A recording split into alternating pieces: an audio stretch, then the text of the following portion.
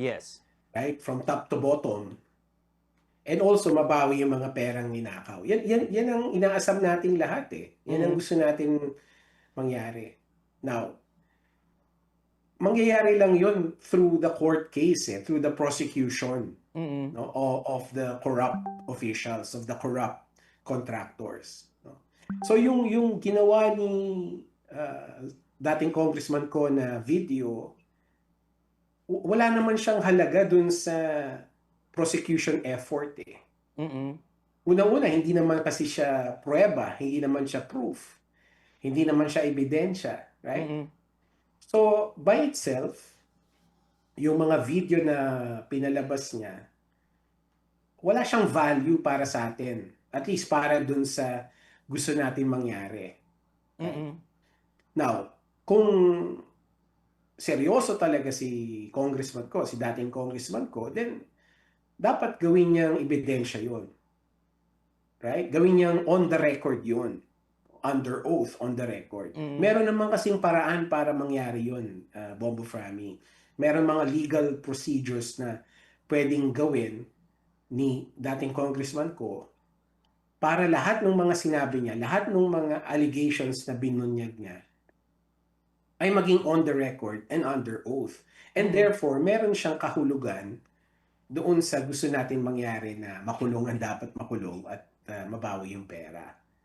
But right now, sa totoo lang, kwentong kutsero lang yung napanood natin eh. Hindi naman nakakatulong yun sa doon sa prosecution effort ng ombudsman. Yes.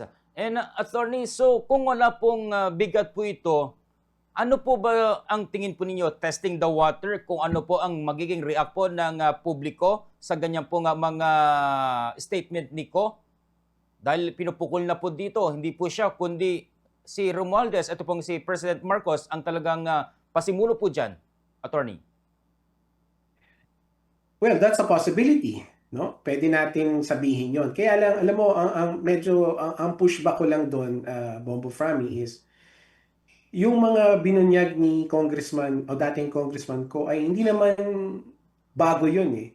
Diba? Lahat naman tayo, from the very start, lahat tayo, iniisip na natin na involved dito si Pangulong Marcos, may involvement dito yung DBM Secretary, and clearly, merong involvement dapat dito yung dating Speaker at yung dating Senate President because ang involved dito ay yung budget process.